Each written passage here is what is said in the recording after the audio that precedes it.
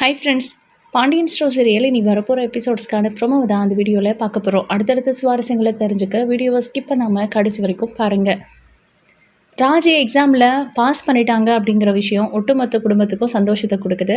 அது மட்டும் இல்லை, ராஜி எக்கச்சக்க எஃபோர்ட் போட்டாங்க.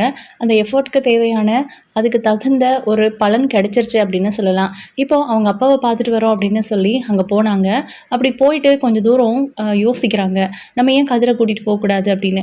அதுக்கப்புறம் மறுபடியும் வீட்டுக்குள்ளே வராங்க. என்னப்பா அதுக்குள்ளே உங்கள் அப்பாவை பார்த்துட்டு வந்துட்டியா அப்படின்னு பாண்டியன் கேட்குறாரு. இல்லை மாமா, நீங்கள் பெர்மிஷன் கொடுத்தீங்கன்னா நான் கதிரையும் கூட்டிகிட்டு போகலாமா அப்படின்னு கேட்குறாங்க. உன் புருஷனை கூட்டிகிட்டு போகிறதுக்கு எங்கிட்ட எதுக்குப்பா பெர்மிஷன் கேட்குற அப்படின்றாரு. இல்லை நான் வரல, நீ போயிட்டு வா அப்படின்றாரு கதிர். இந்த ஒட்டுமொத்த கிரெடிட்டும் உனக்கு தான் சேரணும், நீ வரலனா எப்படி? நானா ஜெயித்தேன், நீ தான் என்னை ஜெயிக்க வச்ச, நீ என் கூட வா அப்படின்னு கூப்பிடுறாங்க. ஆனால் நம்ம கதிர் கொஞ்ச நேரம் யோசிச்சுட்டே நிற்கிறாரு. டேய், அவள் தான் கூப்பிடுறாள்ல, போடா அப்படின்றாங்க. இல்லைம்மா, எதுக்கு அங்கே தேவையில்லாமல் அந்த குமார் உங்கள் சின்ன அண்ணன் தேவையில்லாத பிரச்சனை தான் வரும் அப்படின்றாங்க. அவங்கள விட அங்கே உன்னை நேசிக்கிறவங்களும் இருக்காங்கல்ல, அவங்களுக்காக நீ யோசிக்கலாம்ல அப்படின்னு ராஜியும் சொல்கிறாங்க. அதுவும் சரிதான் அப்படின்ட்டு ஒரு மாதிரி இழுக்கிறாரு. என்னடா இழுவ, கூட்டிகிட்டு போ அப்படின்னு சொல்லி நம்ம கதிர்கிட்ட சொல்கிறாங்க கோமதி. அதனால் கதிரும் கொஞ்சம் கன்வின்ஸ் ஆகி போகிறாரு. நான் வந்தே ஆகணுமா அப்படின்னு கேட்குறாரு. வா கதிர், அதான் சொல்கிறேன்ல அப்படின்னு உள்ளே கூப்பிட்டு போகிறாங்க. கதிர் தயக்கத்தோடு உள்ளே போகும்போது, அடடே பொண்ணும் மாப்பிள்ளையும் ஒன்றா வந்திருக்காங்க அப்படின்னு நம்ம அப்போ அவ்வளோ சந்தோஷப்பட்டு உள்ளே கூட்டிகிட்டு போய் உட்கார வைக்கிறாங்க. ஆனால் கதிருக்கு தான் ஒரு மாதிரி நர்வஸாக இருக்குது. உடனே யார் வந்திருக்காங்க பாருங்கள், எல்லோரும் எங்கே போயிட்டீங்க இந்த நேரம் பார்த்து அப்படின்னு சொல்லி எல்லாரையும் கூப்பிடுறாங்க. அப்போ தான் கூப்பிடும்போதே அவங்க எல்லாரும் டான்னு வந்து நிற்கிறாங்க. என்னத்தா கையில் ஸ்வீட்லாம் வச்சுருக்குற அப்படின்னு கேட்கும்போது, ஏதாவது சந்தோஷமான விஷயமா, எனக்கு கொள்ளு பேத்தியோ கொள்ளு பேரனோ பெற்று கொடுக்க போறியா, அதனால தான் ஸ்வீட்டோட வந்திருக்கிறியா அப்படின்லாம் சொல்லி கேட்குறாங்க. எல்லாத்துலேயும் அவசரம் தான் உங்களுக்கு அப்படின்னு சொல்லிட்டு இருக்காங்க நம்ம சுகன்யா. உடனே ஏன் அவசரப்படக்கூடாதா, ஏன் அவங்களுக்கு குழந்தை பெற்றுக்கிற வயசு இல்லையா அப்படின்னு கேட்டுட்ருக்காங்க. நான் அப்படி சொல்லலை, அவங்க எதுக்காக வந்திருக்காங்கன்னு பேச விடாமல் உங்கள் பாட்டுக்கு பேசிகிட்டு இருந்தா எப்படி அப்படின்னு கேட்குறாங்க. அதுவும் சரிதான், என்ன விஷயமா வந்திருக்கிறீங்க ரெண்டு பேரும் அப்படின்னு. ஏன் என் வீட்டுக்கு நான் வரக்கூடாதா, எப்போ வேணாலும் வரலான்னு சொன்னீங்க அப்படின்னு கேட்குறாங்க ராஜி. வரலான் தான், என்ன விஷயம் அப்படின்னு. அப்போ கொஞ்சம் லேட்டாக முத்துவேல் வராரு. அப்பா அப்படின்னு. ராஜிமா எப்படி இருக்க அப்படின்னு கேட்குறாரு. நல்லா இருக்கேன்ப்பா அப்படின்னு. உங்களுக்கு உடம்பெல்லாம் ஓகேவா, நீங்கள் நல்லா இருக்கீங்கல்ல அப்படின்னு கேட்டு நல்லா விசாரிச்சுக்கிறாங்க. உடனே நம்ம கதிர் இருந்துட்டு, நீங்கள் ரொம்ப நாள் ஆசைப்பட்ட விஷயம் நடந்துருச்சு அப்படின்னு. நான் ஆசைப்பட்ட விஷயமா, எது அப்படின்னு கேட்குறாரு. அப்பா, நான் எக்ஸாமில் பாஸ் பண்ணிட்டேன், ரிசல்ட் வந்துடுச்சு, அதான் உங்களுக்கு எல்லாருக்கும் சொல்லிவிட்டு ஸ்வீட் கொடுத்துட்டு போகலான்னு வந்தேன் அப்படின்றாங்க. எல்லோரும் ஸ்வீட் எடுத்துக்கிறாங்க. ராஜியை நினச்சி அவ்வளோ பெருமையாக ஃபீல் பண்ணுறாரு நம்ம முத்துவேல். என் பொண்ணு பாஸ் பண்ணிட்டா அப்படிங்கிறத எனக்கு ரொம்ப பெருமையாக இருக்குது, நான் ரொம்ப ப்ரௌடாக ஃபீல் பண்ணுறேன் அப்படின்னு சொல்லி ராஜியை ஹக் பண்ணி கொஞ்சுறாரு. அதே நேரம் ராஜி சின்ன வயசுலேருந்தே போலீஸ் ஆகணும்னு தான் கேட்பா. நீ என்ன ஆக போகிறேன்னு கேட்டால் போலீஸ்னு சொல்லுவாள். நான் ஏதோ சும்மா விளையாட்டுக்கு சொல்ல போய் அதை அவன் மனசில் பதிஞ்சு அதையே அவளோட லட்சியமாக வச்சுட்டு இருந்தா. அதுக்கான மொதல் ஸ்டெப்பை நீ வச்சிருக்கிற, உண்மையிலே உன்னை மருமகனாக நான் அடைய ரொம்ப கொடுத்து வச்சிருக்கணும் அப்படின்னு சொல்லி கதிரை ஹக் பண்ணி ரொம்ப ப்ரௌடாக ஃபீல் பண்ணுறாரு முத்துவேல். இதை பார்த்து சக்திக்கு பயங்கர பொறாமையாக இருக்குது. முக்கியமாக ராஜியையும் கதிரையும் திரும்ப ஏற்றுக்கிட்டாரே அப்படிங்கிற கோபமும் இருக்குது. இதுக்கு முன்னாடி நான் உங்கள் ரெண்டு பேரையும் ஏற்றுக்கிட்டு இருந்தேன் அப்படின்னா, நான் உங்களை ஏற்றுக்கிட்டேங்கிறத தாண்டி உங்கள் ரெண்டு பேருக்கும் என் சொத்து மேலே கண்ணு, அதனால தான் என்கிட்ட வந்து ஒட்டிக்கிட்டீங்க அப்படின்னு இந்த வீட்டில் இருக்கிறவங்களே கூட சொல்லியிருப்பாங்க. ஆனால் இப்போ அப்படி இல்லைல்ல, நீ போலீஸ் ஆக போகிற, உண்மையிலே ரொம்ப பெருமையாக இருக்குமா எனக்கு அப்படின்னு சொல்லி சந்தோஷப்பட்டுட்டு இருக்காரு. சரிங்கப்பா அப்படின்னு நாங்கள் கிளம்புறோம் அப்படின்றாங்க. இப்போ தானே வந்தீங்க, ஏன் கிளம்பணும் அப்படின்னு அப்போ தான் கேட்குறாங்க. இல்லை, அங்கே எல்லோரும் எனக்காக வெயிட் பண்ணிட்டு இருக்காங்க, அவங்களுக்கு ஸ்வீட் கொடுத்த கையோடு இங்கே வந்துட்டேன், அவங்க கூடயும் பேசணும்ல, அவ்வளோதான், கொஞ்சம் நேரத்தில் எல்லாரும் வேலைக்கு கிளம்பி போயிடுவாங்க அப்படின்னு சொல்கிறாங்க. சரிம்மா பாரு, உனக்கு எப்போ தோணுதோ அப்போது இங்கே அப்பா வீட்டுக்கு கண்டிப்பாக வரணும் அப்படின்னு சொல்லி அனுப்பி வைக்கிறாங்க. நீ போ ராஜி, உனக்கு பிடிச்சதெல்லாம் நான் சமைச்சு எடுத்துகிட்டு வரேன் அப்படின்னு நம்ம வடிவு சொல்ல ஒரு மாதிரி பார்க்குறாரு சக்தி. ஏன் தம்பி அப்படி பார்க்குறீங்க அப்படின்னு கேட்குறாங்க. இல்லை, எதுக்கு தேவையில்லாமல் இந்த வேலையெல்லாம், அந்த வீட்டுக்கும் இந்த வீட்டுக்கும் உறவு கொண்டாடணுமா என்ன அப்படின்னு. எப்படி பார்த்தாலும் என் பொண்ணு வீடு அது தானே, உங்கள் தங்கச்சி வீடு அது அப்படின்னு அவங்க கூட நீங்கள் உறவு கொண்டாடாமல் இருக்கீங்க. அதுக்காக என் பொண்ணை நான் அப்படியே விட்டுற முடியுமா? என் பொண்ணுக்காகவாவது நான் பேசணும். எவ்வளவோ தப்பு பண்ணியும் உங்கள் பையனை நீங்கள் தலையில் தூக்கி வச்சு தானே கொண்டாடுறீங்க தம்பி. அப்படி இருக்கும்போது என் பொண்ணு என்ன தப்பு பண்ணிட்டா? அதிகபட்சம் அவள் ஆசைப்பட்டு ஒருத்தன் கூட ஓடினா அது தப்பாக போயிடுச்சு. அதுக்கப்புறம் இந்த குடும்பத்தில் இருக்கிறவங்க தானே என் பொண்ணு வாழ்க்கையை சரி பண்ணியிருக்காங்க, அதுக்காக அவங்களுக்கு நான் எவ்வளோ நன்றி கடன் பட்டிருக்கேன், அவங்களுக்காக நான் இதை கூட செய்யக்கூடாதா அப்படிங்கிற மாதிரி பேசிகிட்டு இருக்காங்க. என்னமோ எல்லாரும் ஒன்றாயிட்டீங்க, பரவாயில்ல இருக்கட்டும் அப்படிங்கிற மாதிரி சக்தி கோச்சிக்கிறாரு. இன்னொரு பக்கம் நம்ம செந்தில் மீனாவை வீட்டுக்கு கூட்டிகிட்டு போகிறேன், அதாவது குவார்டர்ஸ் கூப்பிட்டு போகிறேன் அப்படின்னு பேசுகிறாரு. அதனால கோமதிக்கு கோவம் வருது. நீ என்ன தான் நினச்சிட்டு இருக்க, அவள் என்ன உன்கிட்ட வந்து இங்கே உன் அம்மா என்னை கொடுமை பண்ணுறாங்கன்னு சொன்னாலா, இல்லை இங்கே இருக்க பிடிக்கலன்னு சொல்லலா? எதுக்கு அவளை கூட்டிகிட்டு போகிறதுலே குறியா இருக்க நீ? ஏன்டா இப்படி பண்ணுற அப்படின்னு கோச்சிக்கிறாங்க.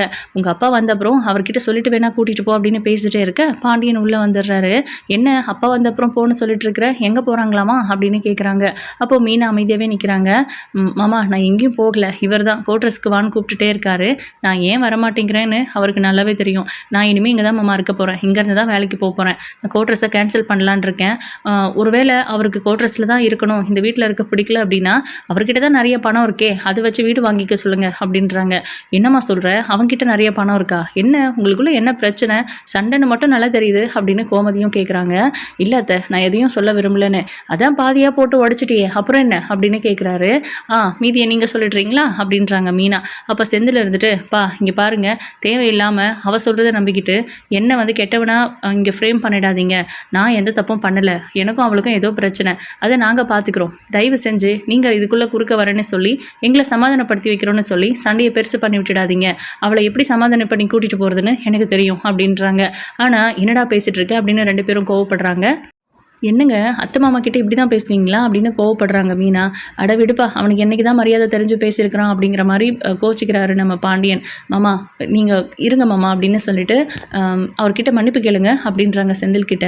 நான் எதுக்கு மன்னிப்பு கேட்கணும், நான் என்ன பண்ணினேன்? முதல்ல மூவாயை தான் அடைக்கணும். நீ கொஞ்சம் கூட சரியில்லை, புருஷன் பொறுப்பாக இல்லைன்னு நினைக்கிறவங்கெல்லாம் இருக்காங்க. நீ என்னடானா பொறுப்பாக இருக்கிற புருஷனை சரியில்லைன்னு சொல்லி குற்றமாக சொல்லிட்டு இருக்க அப்படின்னு. அதெல்லாம் இருக்கட்டும், உங்ககிட்ட ஏதோ நிறைய பணம் இருக்குதுன்னு மீனா சொன்னாலே அது என்னடா கதை அப்படின்னு கேட்குறாங்க. மாமா இதுக்கு மேலே என்னால் இதை மனசுக்குள்ளே வச்சுக்கிட்டு கொஞ்சம் கொஞ்சமாக புழுங்கி செத்துக்கிட்டு இருக்க முடியாது. நான் உங்ககிட்ட நேரடியாக சொல்லிடுறேன், இதை எப்படா உங்ககிட்ட சொல்ல முடியும்னு நான் தவிச்சிக்கிட்டு இருக்கேன் அப்படின்றாங்க. அப்படி என்னப்பா விஷயம், என்ன பண்ணி தொலைச்சா அவன் அப்படின்னு கேட்குறாங்க. ஏய் விடு, எதுக்கு தேவையில்லாமல் பிரச்சனை, உங்களுக்குள்ளே இருக்கிறத நீங்கள் பேசி தீர்த்துக்க மாட்டிங்களா அப்படின்னு கோமதி கேட்குறாங்க. காரணம் எல்லாரும் முன்னாடியும் எதுக்கு இதை பற்றி பேசிக்கிட்டு அப்படின்னு. ஆனால் நம்ம மீனா இருந்துட்டு, இல்லை இதை பற்றி நீங்கள் தெரிஞ்சுக்கணும், நாளை பின்ன இது உங்களுக்கு தெரிய வரும்போது மீனா கூட நம்மக்கிட்ட மறைச்சிட்டான்னு நினைக்கக்கூடாது. மற்றவங்க ஏதாவது தப்பு பண்ணால் முந்துக்கிட்டு வந்து சொல்கிறேன், என் புருஷன் தப்பு பண்ணால் நான் தானே அதை சரி பண்ணணும். ஸோ அவரோட பெற்றவங்க கிட்ட சொல்லி தானே ஆகணும். நான் இந்த மாதிரி ஏதாவது தப்பு பண்ணியிருந்தா நீங்கள் ஏற்றுட்டு இருந்திருக்க மாட்டீங்க மாமா. அதே மாதிரி தான் அவர் தப்பு பண்ணாலும் நீங்கள் ஏற்றுக்கக்கூடாது. இதுக்கு நீங்கள் தான் ஒரு முடிவு எடுக்கணும், நீங்கள் தான் ஒரு முடிவு சொல்லணும். நான் என்ன பண்ணணும், இல்லை நான் பண்ணுறது சரியாக தப்பான்னு நீங்களே சொல்லுங்கள் அப்படின்றாங்க. சரிப்பா விஷயத்த சொல்லு அப்படின்றாரு பாண்டியன். மாமா உங்கள் பிள்ளைகிட்ட நிறைய பணம் இருக்குன்னு சொன்னல, அதெல்லாம் உண்மைதான். கொஞ்ச நாளைக்கு முன்னாடி வீட்டில் பணம் நிறைய இருந்துச்சு. என்ன ஏது இந்த பணம்னு கேட்டேன். நான் சம்பாதிச்சது சேர்த்து வச்சதுன்னு 1000 கதை சொன்னார். இதோ இங்கே பாருங்கள், இந்த வளையல் இவர் தான் வாங்கி கொடுத்தாரு. எப்படி வாங்கினீங்க அப்படின்னு கேட்டதுக்கு சேவிங்ஸ் பணம்னு சொன்னார்.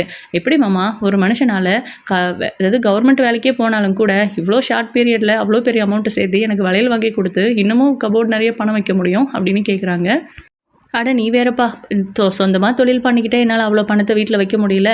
அப்பப்போ கடன் கூட வாங்க வேண்டியதாக இருக்குது. இன்னும் மளிகை கடைக்காரங்களுக்கு, நமக்கு சரக்கு போடுறவங்களுக்கெல்லாம் எவ்வளோ கடன் இருக்குது தெரியுமா அப்படின்றாங்க. அப்படி இருக்கும்போது உங்கள் பிள்ளைக்கு மட்டும் எப்படி அவ்வளோ பெரிய அமௌண்ட்டு பீரோவுக்கு வந்துச்சு அப்படின்னு கேட்குறாங்க. என்ன பணம் வச்சுருந்தான்னு, அவர் என்ன பண்ணுறாருன்னு கேளுங்க மாமா நீங்கள் அப்படின்றாங்க. டேய் என்னடா அந்த பிள்ளை முழு மொட்டையாக சொல்லுது, நீயும் அமைதியாகவே இருக்கிற அப்படின்னு கேட்குறாங்க. அப்பா நான் தான் சொல்லிட்டேன்ல, எங்கள் பிரச்சனையை நாங்கள் பார்த்துக்குறோம், நீங்கள் குறுக்கிட வேண்டாம். நீங்கள் குறுக்கிட்டு எங்கள் வாழ்க்கையை சரி பண்ண வரைக்கும் போதும். அதான் சரவண அண்ணனோட, அதாவது அண்ணனோட வாழ்க்கையை நாசம் பண்ண வரைக்கும் போதுங்கிற மாதிரி அப்படியே பளிச்சுன்னே சொல்லிடுறாங்க. கோவம் வந்துடுது மீனாவுக்கு. சட்டையை பிடிச்சிடுறாங்க. என்ன நினச்சிட்டு இருக்கீங்க நீங்கள், என்ன வேணாலும் பேசலாம், உங்களை யாரும் கேட்க மாட்டாங்கன்னு நினச்சிட்டு இருக்கீங்களா? நீங்கள் பண்ணது தப்பு இல்லைன்னு உங்கள் மனசாட்சிக்கே உறுத்தலையா அப்படின்னு. ஏன் மீனா என்னடி பண்ணுற, சட்டையை பிடிக்கிற ஆம்பளை சட்டையை அப்படின்னு. ஆம்பளையாக இருந்தாலும் பொம்பளையாக இருந்தாலும் தப்பு தானே அத்தை. ஒருவேளை நான் அந்த மாதிரி தப்பு பண்ணிவிட்டு குற்ற உணர்ச்சியே இல்லாமல் சுற்றிட்டு இருந்தேன்னா அவரும் என்கிட்ட இப்படி தான் நடந்துருந்துருப்பாரு.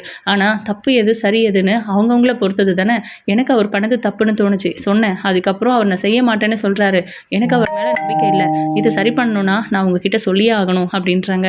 அதை சொல்லுப்பா அப்படின்றாங்க.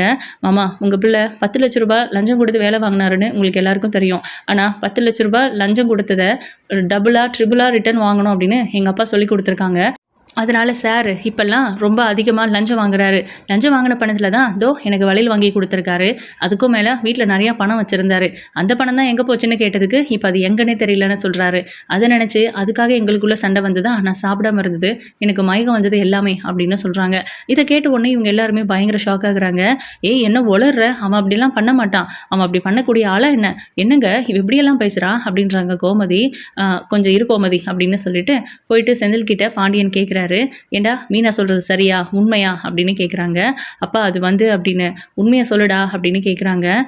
ஆமாப்பா உண்மைதான். ஏன் லஞ்சம் வாங்கக்கூடாதா? லஞ்சம் வாங்குறதுல என்ன தப்பு? அவங்க ஒன்றும் நான் கேட்டதுனால கொடுக்கலையே, அவங்களுக்கு வேலை ஆகணுங்கிறதுனால எனக்கு கொடுக்குறாங்க. நானும் வாங்குறேன். எனக்கும் காரு பங்களான்னு வாழணும்ல. கடையில் 10 ரூபாய்க்கு கூட கணக்கு பேசுவீங்கள்ல, அதெல்லாம் வேண்டாம். நம்ம பாட்டுக்கு நம்ம வாழ்க்கையை வாழணும். நம்மளும் வீடு பங்களா காருன்னு வாழணும் அப்படிங்கிற ஆசை எனக்கு இருக்காதா? அதுக்காக தான் இப்போ வரைக்கும் கவர்மெண்ட் ஆஃபீஸராக இருந்தோம், வண்டி இல்லாமல் போயிட்டுருக்கேன். யாராவது யோசிச்சு முன் வந்து எனக்கு ஒரு வண்டி வாங்கி கொடுக்கணும்னு நினச்சிங்களா?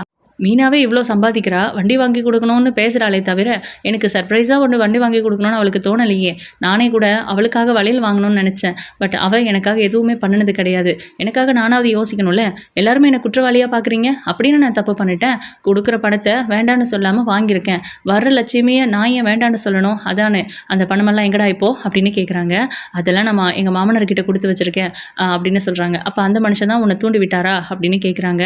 அவரை பற்றி எதுவும் தப்பாக பேசாதீங்க அப்படின்னு சொல்லும்போது பாண்டியனுக்கு கோபம் வந்துடுது. மரியாதையா என் கண்ணு முன்னாடி நிற்காம இங்கேருந்து வெளியே போயிரு. இனி நீ எனக்கு பிள்ளையும் இல்லை, நான் உனக்கு அப்பனும் இல்லை அப்படின்னு பாண்டியன் சொல்கிறாரு. இதுக்கு மேலே இன்னொரு விஷயமும் இருக்குன்னு சொல்லிட்டு அவங்களோட ஆஃபீஸில் ரைடு நடந்திருக்கு. இவர் மட்டும் தப்பிச்சிருக்காரு. லஞ்சம் வாங்கின சம்மந்தப்பட்டவங்க 3 பேர் கைதாயிருக்காங்க அப்படின்னு சொல்கிறாங்க மீனா. இதை கேட்ட உடனே இன்னமும் அதிர்ச்சியாக இருக்குது இவங்களுக்கு எல்லாருக்குமே. அப்போ செந்தில் இவ்வளோ பெரிய தப்பு பண்ணிட்டு இருக்கானா அப்படிங்கிற மாதிரி அவர் மேலே ஒரு பேட் இம்ப்ரெஷன் வந்துடுச்சு. இதுக்கப்புறம் என்ன நடக்க போகுது, பாண்டியன் என்ன பண்ண போகிறாருன்னு வெயிட் பண்ணி பார்க்கலாம். உங்களோட கருத்துக்களை கமெண்ட் பண்ணுங்கள். இந்த வீடியோ உங்களுக்கு பிடிச்சிருந்தா லைக் பண்ணுங்கள், ஷேர் பண்ணுங்கள். தேங்க்யூ.